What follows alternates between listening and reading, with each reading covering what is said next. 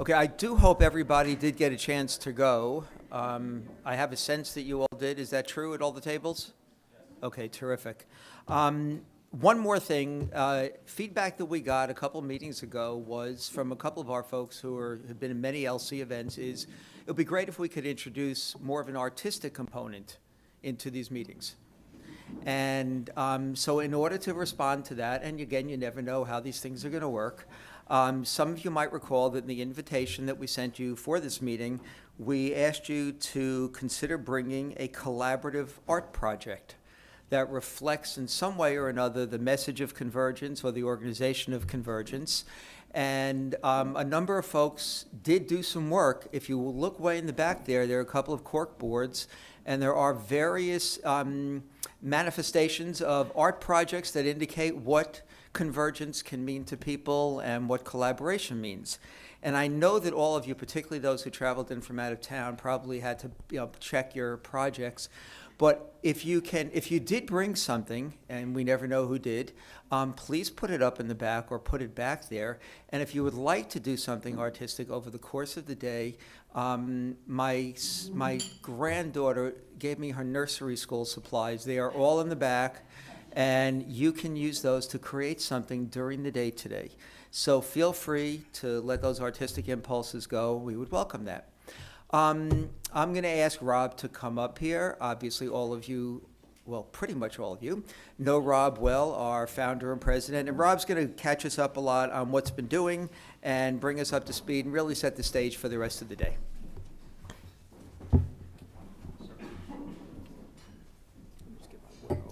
Your water's behind. I'll put my water there too. Yes. Okay.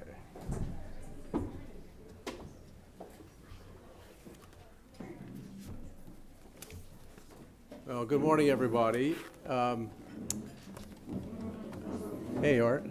I also want to welcome everyone and thank you for coming. I feel like this is like a neat, cozy group today.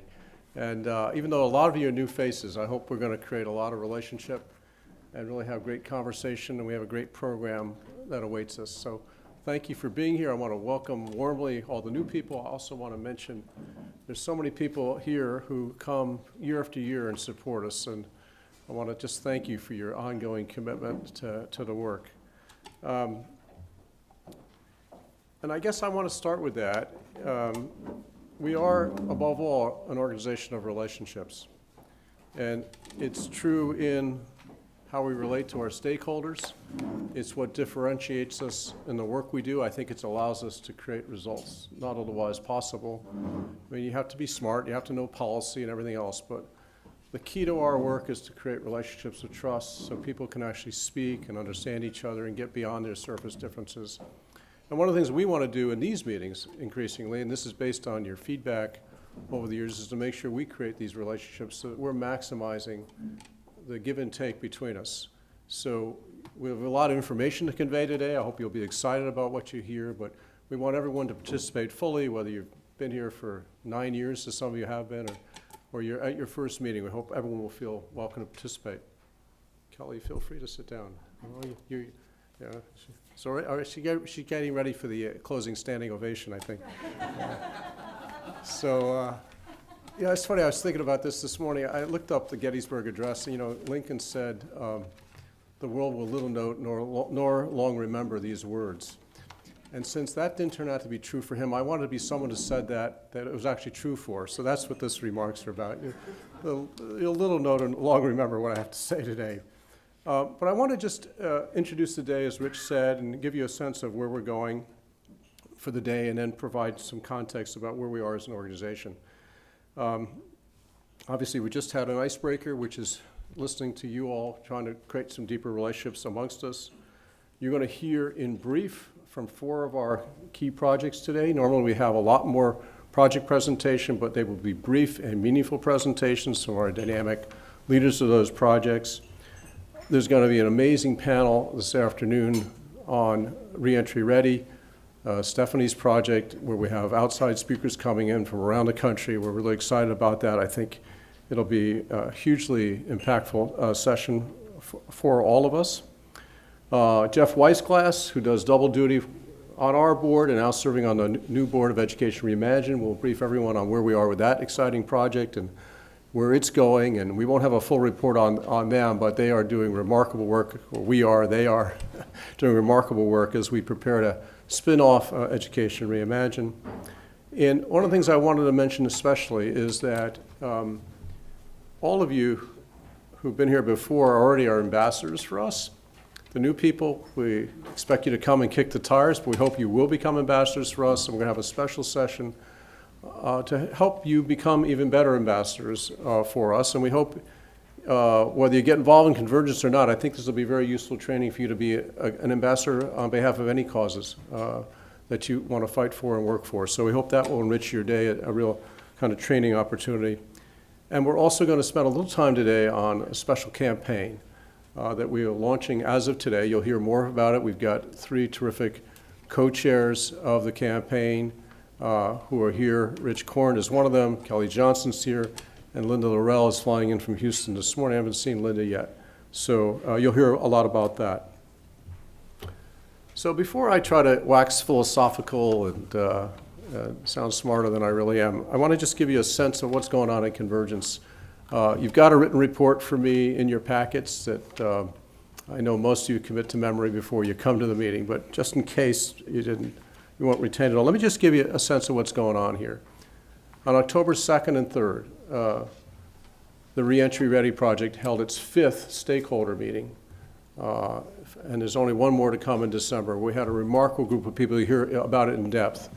But I want to tell you how excited I am about the level of conversation they're congealing on what I think could be a transformative report about how we treat people in prison and when they get out of prison. So that was a 2-day meeting that Stephanie Magenzi oversaw. On October 10th, where's Mike Veselik? Mike organized a meeting of our stakeholders on the federal budget process, and Matt Owens is here, and you've already met Lindsay Tirico, who stepped out for a second. And this was an amazing meeting. The group hadn't been together in about 8 months. There was an off-the-record briefing from the staff director of the Joint Select Committee on Budget and Appropriations Process Reform. It was off the record, so I can't say too much, but I will tell you that it seems very clear that the ideas we're putting forward will make a difference, and important ideas that our group came up with will be part of the final recommendations. If they reach any agreement on recommendations, our ideas will be in there. And there are important lessons learned from that committee and about how we operated, a lot of curiosity about how do we find common ground amongst them. So that was really exciting and heartening and gratifying kind of meeting for us to host. On October 12th in New York City, we hosted the first of a series of salons. You're going to hear more about this. We're doing around the country to further engage people. The topic there was really the state of our democracy, in particular, how do we deal with polarization and division. Rich facilitated. We had a great dinner. This dinner is in part sparked by Steve Kamen, who's here today, who'd written us a very thoughtful memo and given us input over the years about how we need to increase our engagement. And we think this is going to be an invaluable tool, and we want to go around the country and engage people. And as I'm going to describe later, we are looking at issues of democracy that we could take on in addition to the subject matter ideas. So it was a great launch. We're going to do another dinner, as you're about to hear, on October 30th in New York, and we're looking where's Lance? We're looking to go to Houston and Chicago and other places to hold these dinners and to hear from people who are really upset and concerned about the state of our democracy. So October 12th was the first dinner. Then on October 15th, we released the recommendations of our Working Up project led by Russell Crumnow and his team. I urge you to take a look at it. There's an amazing, I've learned a new word, microsite, that we've put up with the report. It's very accessible. The ideas are already getting a lot of great feedback from people who are reading them, taking them out into the world. You'll hear from Russell about our plans to take these ideas out into the world as powerfully as we can.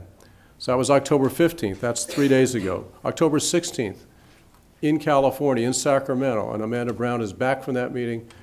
We held our first meeting of a California Health Roundtable, where we're doing something similar in California to what we're doing nationally on healthcare, gathering leading voices in healthcare in the state to try to work out what can be done about healthcare there. It's a very hot issue, a lot of momentum towards single payer, and a lot of concerns about how that could be done. And probably, what we sense, and I've spent a lot of time out there meeting with state legislators, there's a lot of people on the left and right who really want to have a conversation about how do we meet the goals of healthcare in a way that is, practical and affordable, and delighted to report that the first meeting went very well, and we expect that project to continue very strongly. So that gets us to October 16th. Also on October 16th, Art Taylor's here. Sharon and I went and presented to his board. Get to know Art Taylor while you're here. He has a remarkable organization. They're all about collaboration, and as part of our efforts to spread the word of collaboration, we had a terrific exchange with them. And Art, I think some good things are going to come out of that on a lot of levels. Obviously, we're having this meeting today. This is a big enterprise for Convergence, to put together these meetings to bring you in and to get your input and get you more involved. As I mentioned, on October 30th, we're going to have our second New York City dinner event, again, testing this model, and then we'll take it around the country. Also in late October, we'll have the second meeting of our National Healthcare Roundtable. Where's Karen? Karen Hederman leads this magnificently. We had a very strong first meeting in August. Ron Pollock, who's here, and Stuart Butler helped conceive of this idea and helping moving it forward.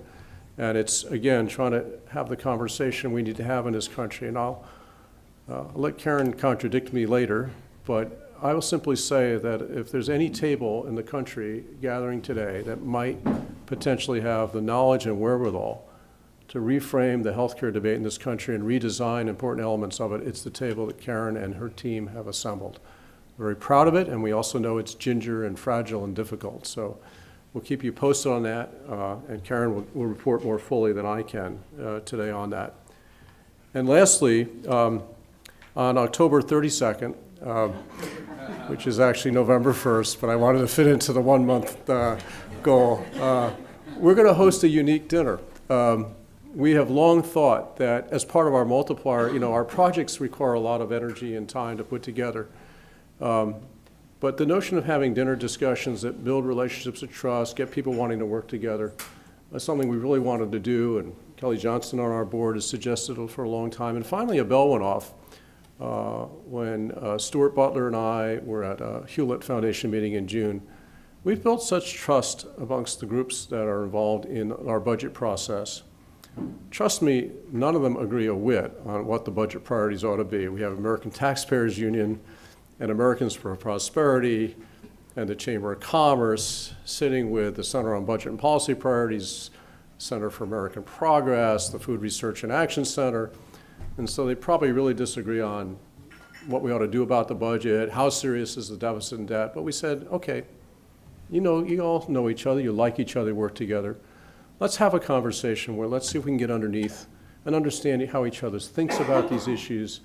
What are your assumptions? What do you care about? So we're not just having bumper sticker debates about the budget. We hope whatever happens, it may just be these people talk to each other differently over time, or maybe it leads to some project on our part, but we're breaking through on the salon idea and trying to get our muscles, grow our muscles on how to hold these kinds of events. So that's an exciting development for us. There's a lot more going on. I can't possibly tell you about everything going on. Kelly Young is away giving speeches around the country on education and doing a remarkable job. Russell was in Texas earlier at a major conference presenting on our work. So lots going on. So let me try to put this in context for you. And I think the context is found in your packets. I hope you have a chance to look at it at some point. And that's that we're operating under a new, I would like to say, visionary 3-year strategic plan. And I want to give you a sense of what we hope to accomplish there. And I want to acknowledge, where's Amanda? I can't keep track of anybody. Amanda Brown led our executive vice president led our strategic planning process. So here's the headlines to think about us and what we're trying to do. And let me also start by saying we do get self-absorbed about what we do. We do think we are, whatever the right term is, the cat's pajamas. We think we're great. And yet, yesterday I also with Jeff and with John Gruber were at a meeting of something called the Bridge Alliance we're part of. And there's lots of groups trying to make a difference in their own way about how to improve our democracy and create a more civil and functional society. But I think we have a huge role to play in it. And to give you a sense of what we want to do, let me give you the headlines from our strategic plan.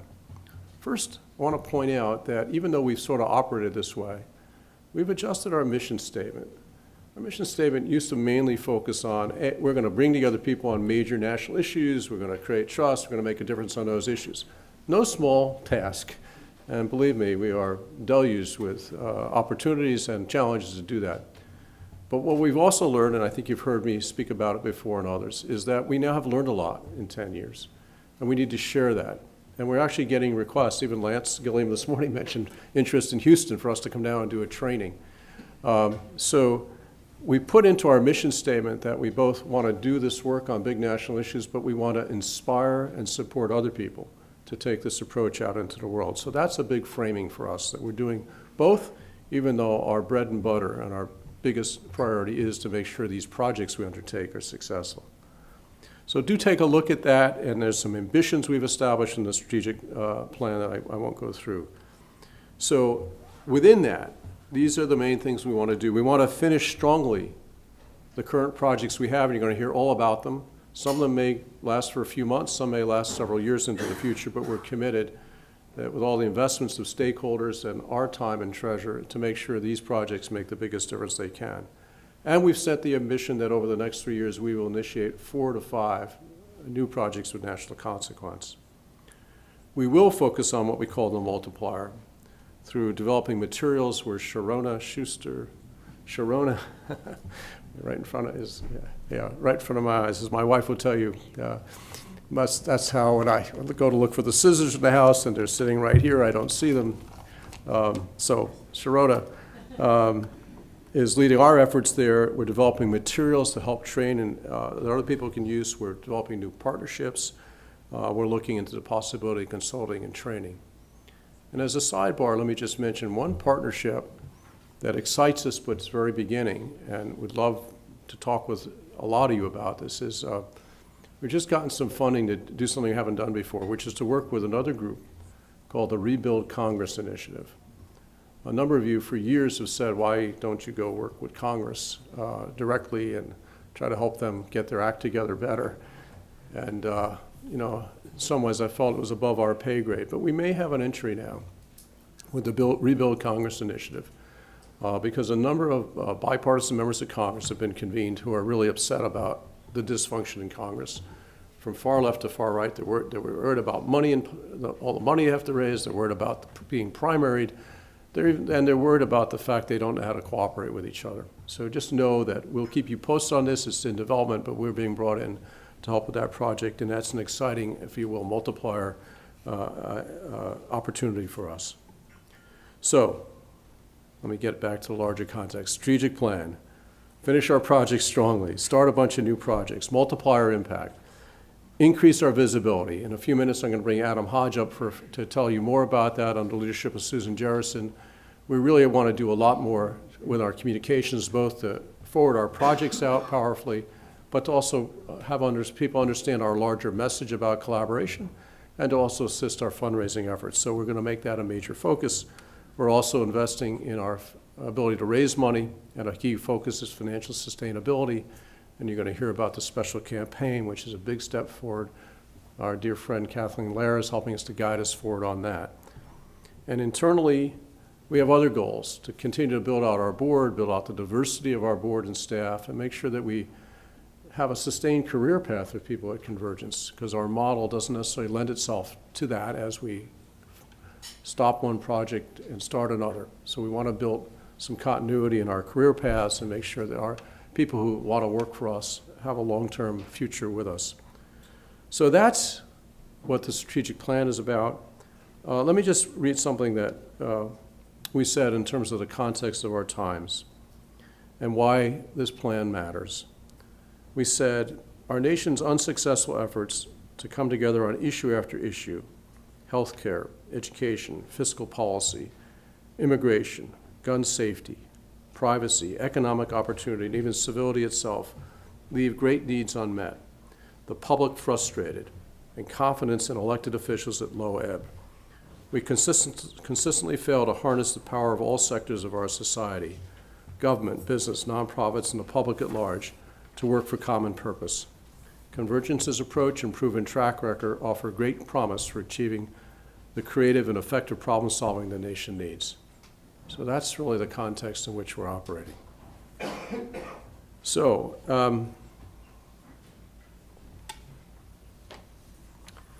I think that I've sort of said really what I want to say, mainly, before I say a word about the special campaign and bring Adam up. I will say, though, just so you're aware, we're busy. We're deluged with requests for people who want us to help. Most people don't even know on the staff or board. In the last 3 weeks alone, I've been approached to work on water quality in the United States by a senior person in the field, U.S.-China relations by trusted friends, end-of-life care. An email came in from a former stakeholder saying, how about taking that on, and how can I help you do that? I think this morning there was even another email, someone wanted to pitch a project. So even to weigh and consider what to do, it takes resources. But I also want to be clear that we can't be everywhere, and we have to be selective about what we're going to do. What I think the larger point is that as we scope out, as we look at the world and try to figure out where our largest impact is, we're going to need the resources to both finish our projects strongly, start the new projects, and scope the world. So I want to, without stealing the thunder of others later, simply say that we're launching a special campaign. You'll hear about it today. We just want to enroll your assistance in that in whatever way you can. And our leaders will tell you more about exactly how to do that. But we do feel this is our moment. People really are upset. They're concerned about the country. And as I said, we're not going to do this alone. We have got great partners like Einhorn who are funding all sorts of people in this field. This meeting yesterday is remarkable. So many people want to do it.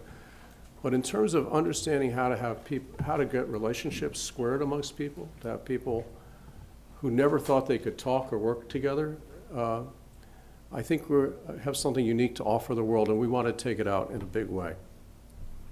So,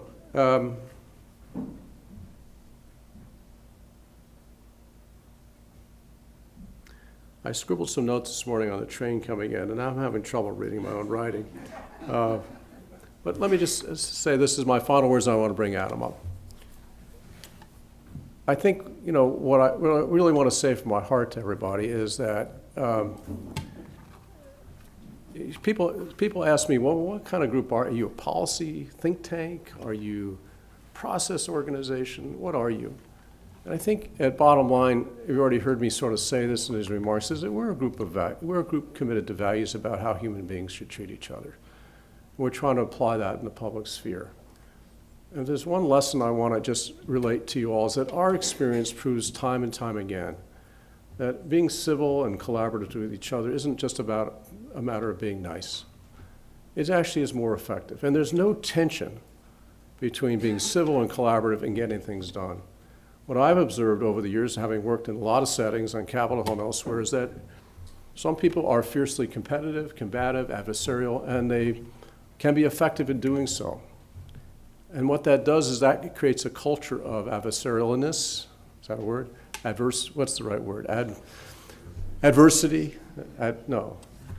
Whatever it is. It creates terrible relationships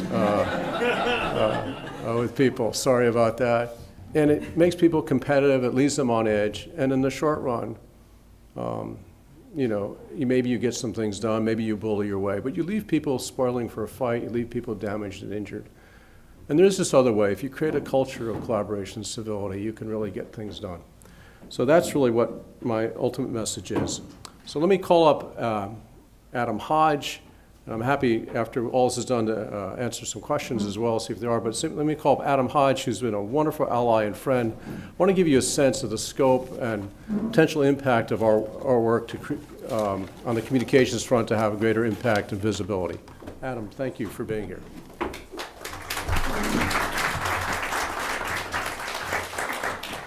Thank you, Rob. Appreciate it. Good to be in front of all of you. Good morning.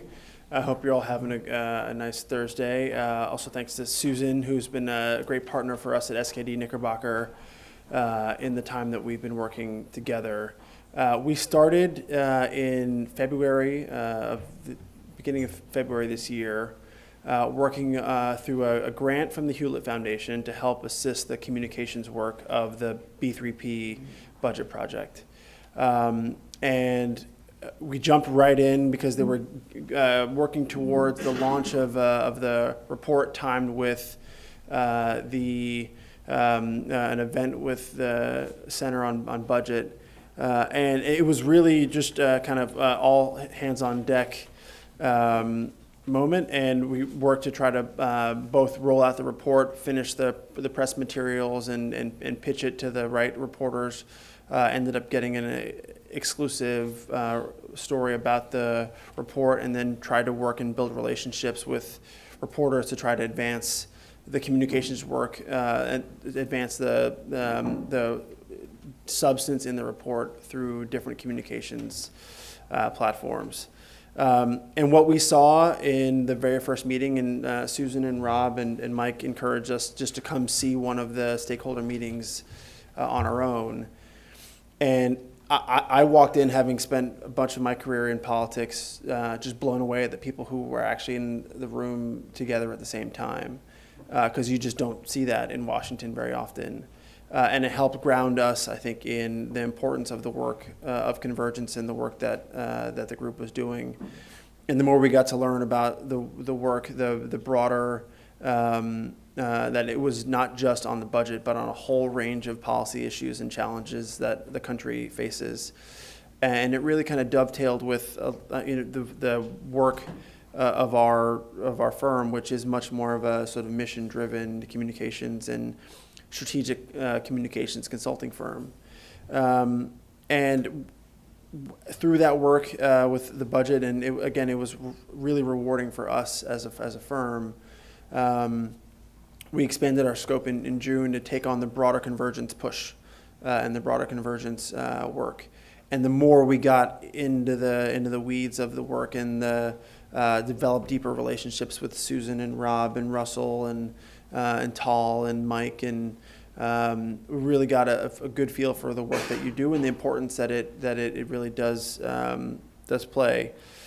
We did sort of kick the tires on the communications and digital operations of the organization, and tried to provide some recommendations of where we could try to enhance or support the work going forward and looking towards the future. And I think it in some ways we also tried to push the envelope a little bit. And so one of the things that we did that I found really rewarding, and I think it showed some benefit to the organization, was this Twitter chat that we did with the budget stakeholders. And the folks on our SKDK team worked together to draft some social content for the stakeholders, but then just sparked a conversation on social media that got a bunch of engagement amongst the stakeholders. A bunch of reporters who were covering the issue saw what was going on. But it also spawned engagement with the members of Congress who were on the Joint Select Committee who are working on this issue. And sort of it brought it back to the mission of the original grant that Hewlett gave, was to try to broaden that scope and relationships. And so that's something that we're trying to think creatively and innovatively through a bunch of the projects. And this week we just helped with the finalizing the materials on the Working Up project, and we're pushing it in front of a bunch of national reporters and columnists from the New York Times, the Wall Street Journal, the Washington Post, on down to state-based folks who cover the different issues locally. And that work continues in the days, weeks, and months ahead for us, because we do see the value of trying to help broaden the communications and the appreciation for the work of Convergence. And I think it sets up well for the 10th year and the 10th anniversary of the organization. There is as Mike Morey, the managing director, who kind of helps oversee a lot of the work that we do, who sadly couldn't make it today, talks about this secret sauce that Convergence has. And it really is a sauce. Sometimes it's spicy, sometimes it's mild. But it does really get in front of and gets to trying to, I think, break through and solve a lot of the big problems that we have. And so we've been excited to be a partner with Convergence, and we're excited to help throughout the remainder of our work together, and hopefully, that continues in the future, because I do think, and we see it, just that when we talk to reporters who are focused on some of these issues, they get that this is something that they don't spend enough time looking at, or they don't spend enough time trying to understand where people actually do have areas of agreement. And so I think our challenge going forward is just to try to help them to take that next step, and not just live in the sort of culture of the I don't know even if you can call it a news cycle these days, but to take a step back and find those areas of agreement and understand why that is newsworthy and noteworthy and why it's important. So we're excited to be a part of it, and really appreciate it. So thanks, Rob. Thank you. We're really thrilled to have this kind of level of assistance for our communications function, and Adam is such a good, strong partner. Rich is looking at his watch. I know we have to move forward, but we're going to interrupt for something Rich doesn't know is coming. For those of you who don't know it, this is the final LC meeting where Rich will be chairman of the board of Convergence. Fortunately, you will still have Rich to kick around, because he's going to stay on the board. He's going to facilitate these meetings. He remains his organizational coach. But at a time when he's stepping down from such an important leadership position in the organization, and trust me, so much of our success is due to what he personally brings and all the other outreach he's done for us, we wanted at least to this important group acknowledge his contribution. And we've asked John Jacob to come up for just a moment.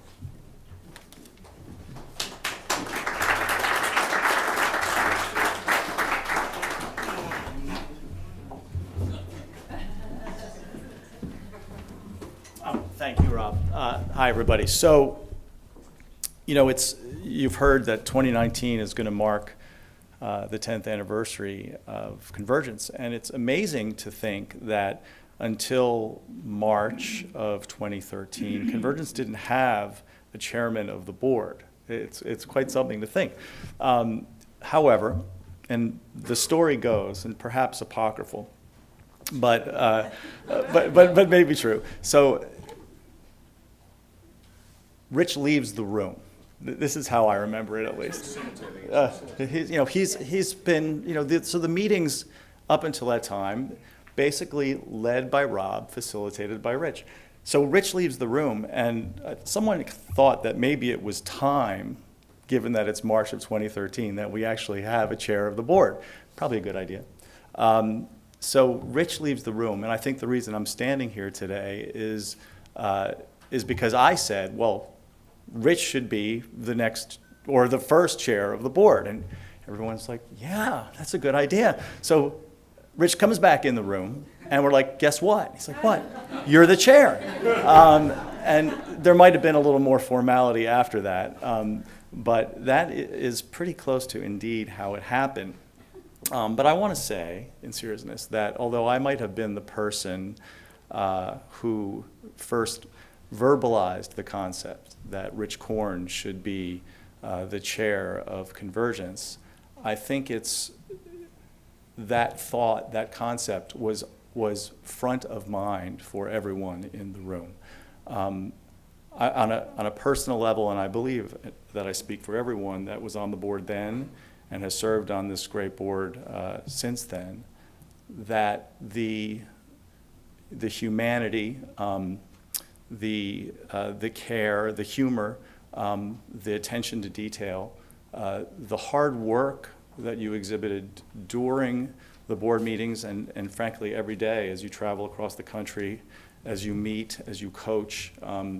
Everything that you've done, Rich, is really quite amazing, and has been a model to be followed by all of us. So on behalf of the board, I thank you for that. I think it's clear that that sauce flows through your veins, sometimes spicy, sometimes sweet. Thanks, Adam, but mostly sweet. Thank you so much, Rich, for everything you've done.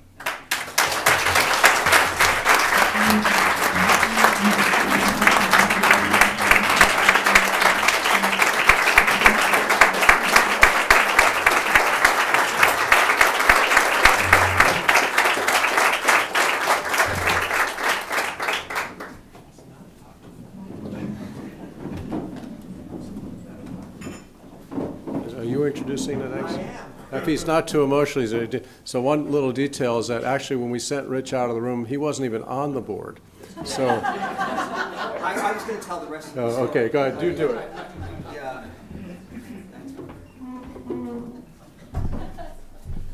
All right, here's the rest of the story. No, I was not on the board. I was facilitating a board meeting. I had been doing pro bono work for Convergence for a couple of years. And actually, John Jacobs said to me, why don't you leave the room for a while? And when I came back in, they said, congratulations, you're on the board. And then John said, and your chair. So, no, that was very kind of all of you. Thank you very, very much. We are going to start our project updates. There's a tremendous amount, as Rob mentioned, for us to talk about. We're structuring it a little bit differently this time. We wanted to give tremendous time this afternoon to the Reentry Ready project with a number of guests. But we want to start with the two updates on our two healthcare projects. So Karen Hederman and Amanda, where are you? Amanda, come on up, as they say. Let me just give you a little background here real briefly. We have two healthcare projects going on. We have one, the Future of Health, which is a national project that Karen is leading. And as many of you know, Karen led our earlier Health Roundtable, which was a tremendously influential and successful project that a number of folks, Ron Pollock, Stuart Butler, and others here were involved with.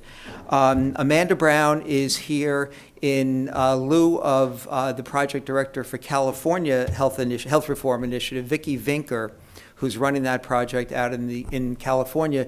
Vicki unfortunately had a health issue and could not fly in. Amanda's been working with Vicki on that project and was at the incredible meeting they had the other day with a table of stakeholders that just blew me away when Amanda ran through who was there. So Amanda's going to represent the work of the California Health Reform Initiative. So Karen, why don't you go first, and then Amanda. Do you want us to stay seated, or do you want us to come up? You can do anything you'd like. I'm a standard pacer. All right, that's what I figured. Okay. Okay. So thank you for supporting Convergence, because honestly, without the support from the LC family and the board, our work could not happen, especially in this kind of time. So they mentioned a couple of the projects. I also did a long-term care financing collaborative project that continues to have a lot of very wonderful ripple effects on the conversations around how we help pay for the frail and the elderly in our country. And Ron Pollock was a part of that, Stuart was a part of that as well.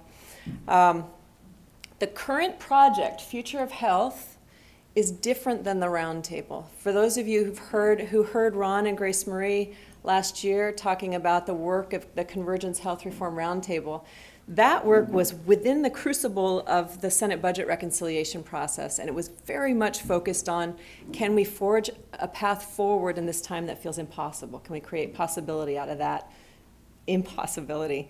And they were very successful in creating relationships with each other, for communicating the possibility of bipartisan work on the Hill and in the administration. It was wonderful. And out of that effort came the idea that we really needed to also have Convergence should take on a conversation with stakeholders at a very high level. So Future of Health launched officially at the end of spring, beginning of summer of this year, and it's a stakeholder table mixed with policy experts. It's starting off confidential in terms of participation and what's happening in terms of the conversations in detail in the meetings, but I do want to share with you the context, because healthcare affects everyone, and it affects all the people that we love.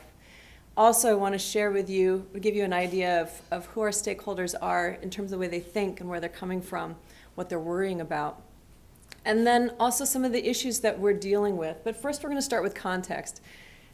I would be surprised if any of you don't have healthcare touch you, but let me do this. I want you to raise your hands if you have not had an experience with healthcare in the last 2 years.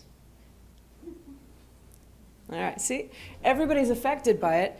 Now, the other thing I want you to do, and just trust me on this one, nobody's going to be moving around or anything, but close your eyes. I want you to think of your interactions with the health system, our crazy healthcare system that we have. Think of the different experiences you've had and the ones that your loved ones have had and the roles that you've played in that. And then I want you to focus on the words I'm about to say. Customer, consumer, beneficiary, advocate, patient. Okay, now open your eyes. Those all have very different meaning, don't they? And within your own personal context, and that's true for the stakeholders at this table. They all have personal context they bring to these projects.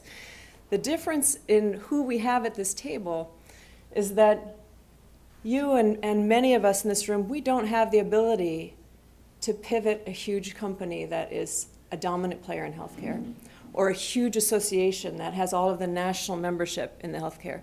This group does. And it's a high-level group of key decision makers who have been through it all.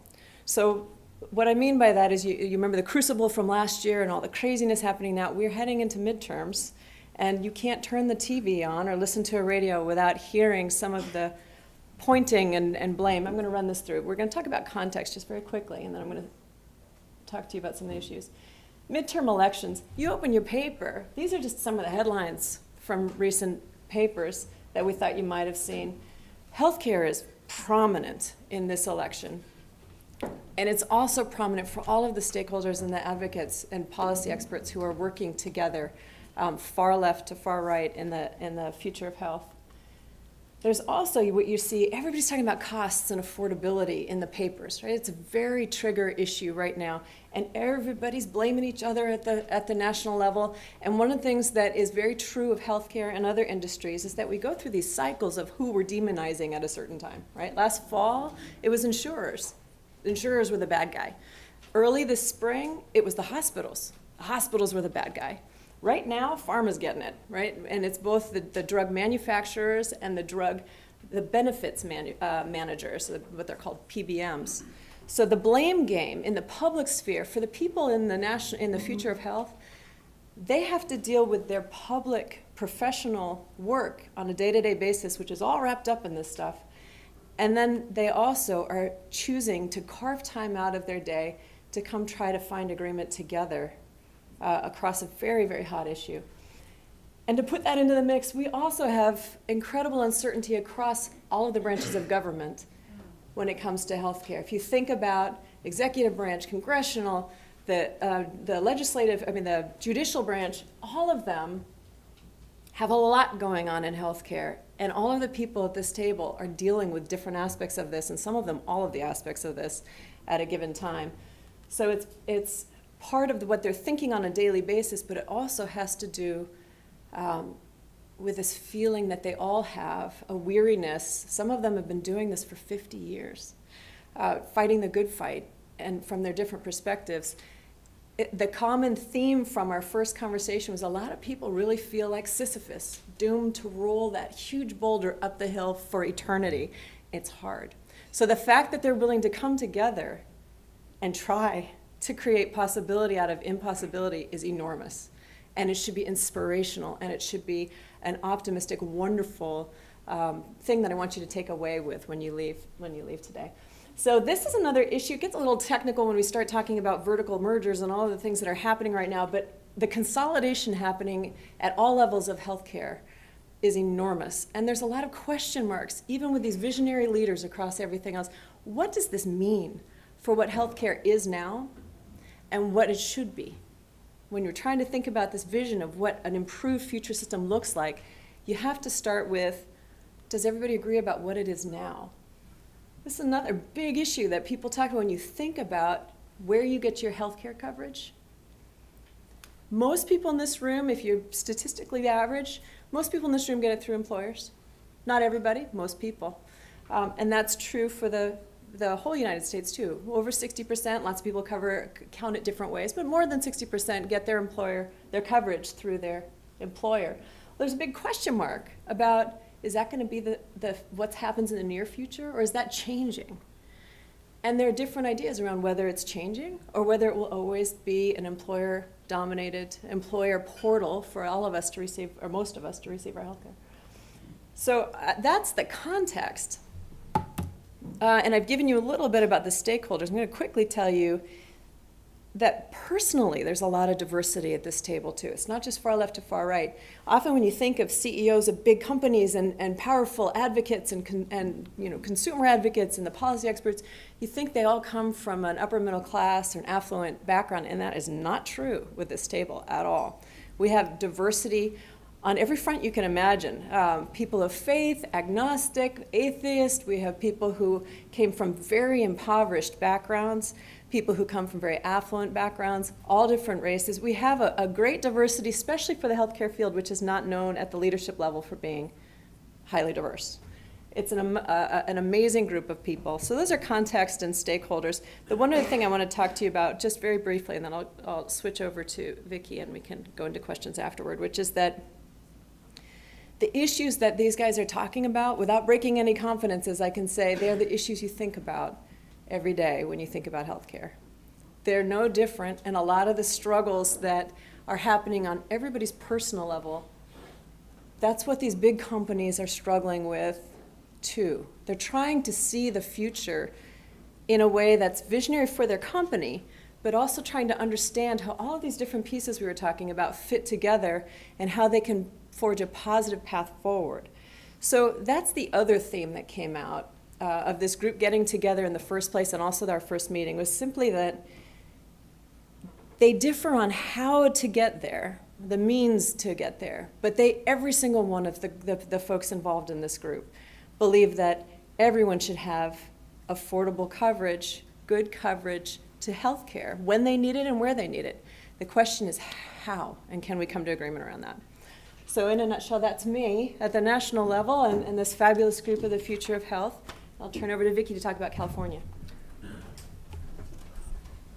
Thank you, Karen. I'm not Vicki, but I'm supposed to be Vicki. No. She's standing in Vicki's I am standing in Vicki's shoes. I will try and fill you in a little bit. Vicki had hoped to be here to share with you what happened. This was the week that we launched the first dialogue for the California Health Reform Initiative. It was in Sacramento on Tuesday, and I had the pleasure of being there, and so I'm going to share a little bit about that. And just as a reminder, the California Health Initiative, we're doing this at the state level, and as Rob said and Rich said earlier, in addition to this national conversation, this came out of the notion of the multiplier work, right? The notion that we could take the methodology that we're doing in these national projects and try it out at the state level and see how that would work.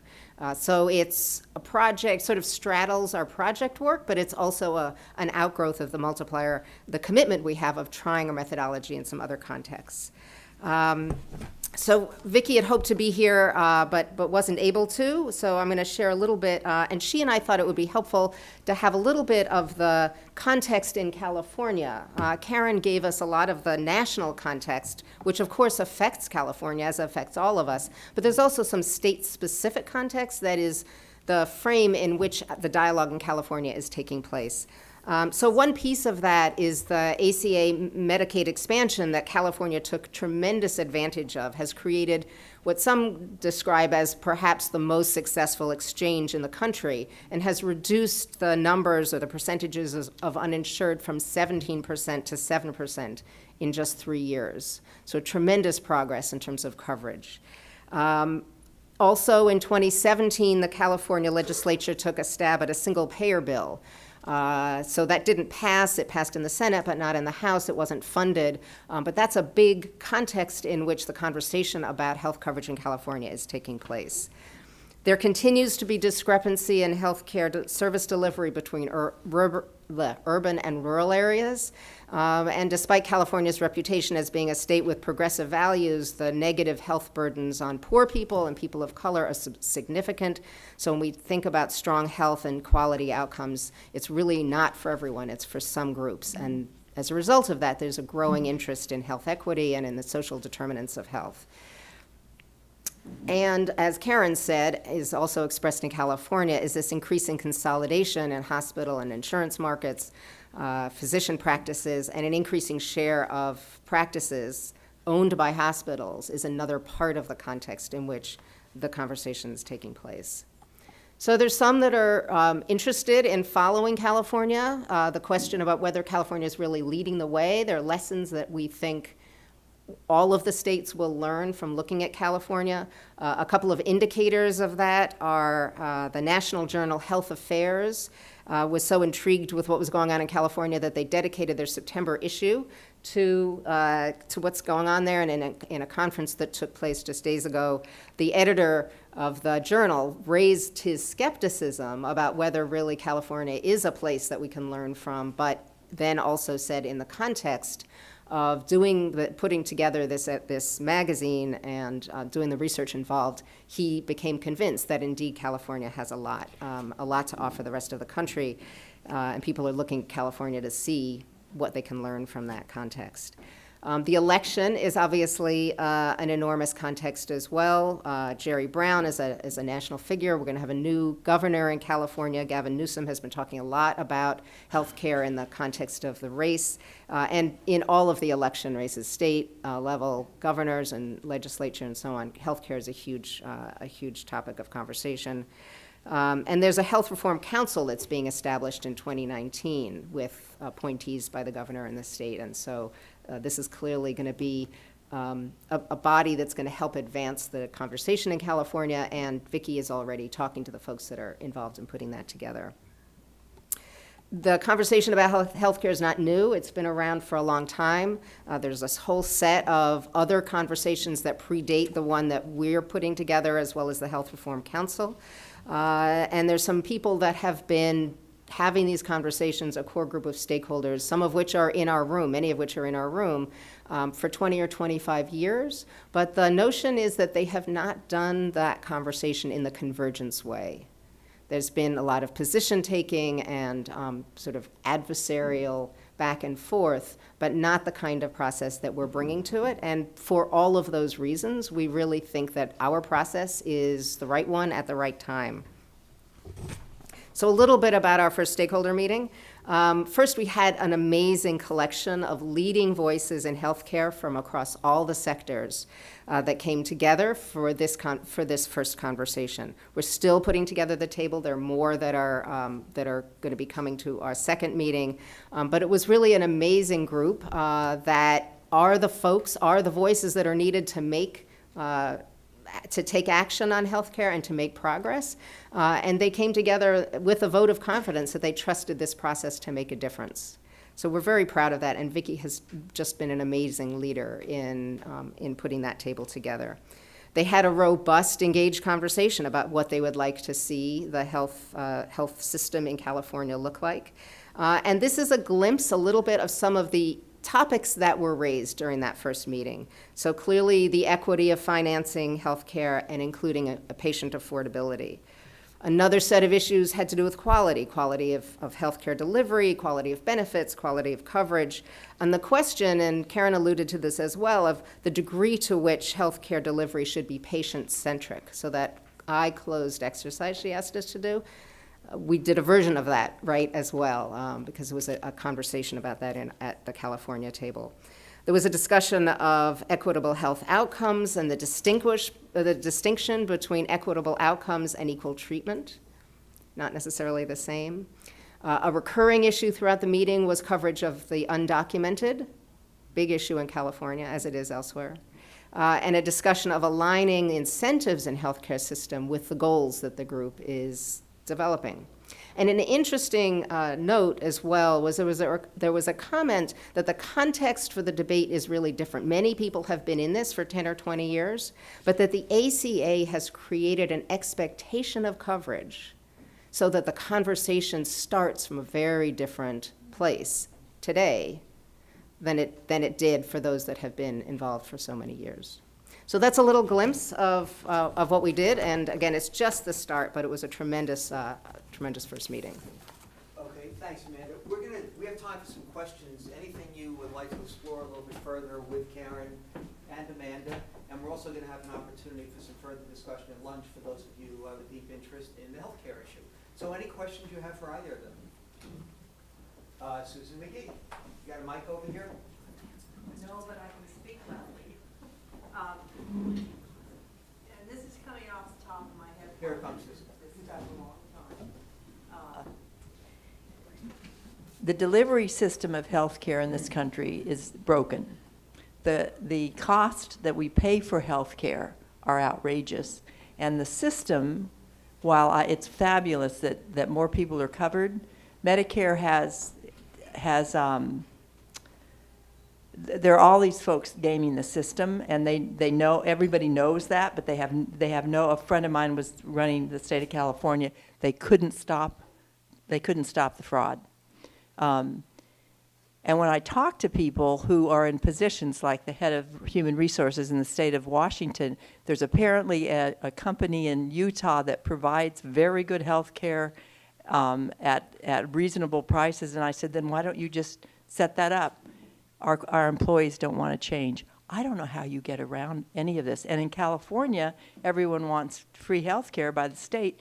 No one put a budget to it. No one talked about how to pay for it. So I don't see how you handle this. I think it's immense. How do you deal with the cost? Other than that, the cost and the delivery. How do you get your hands around that? So I love to respond to this. Do you mind if I respond to that? Please. So when I was talking about weariness and frustration, you just described so many of the reasons why these folks who've been in this, trying to lead in this space, feel frustrated and weary. But the other thing to always keep in mind, two things. One, huge change can happen based on relationships of the right people coming together, maybe at the wrong time. And most of us would say, this month, not the right time to come out with a big agreement in healthcare, right?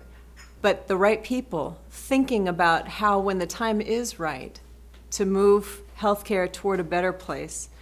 That's the first thing I want you to always think about.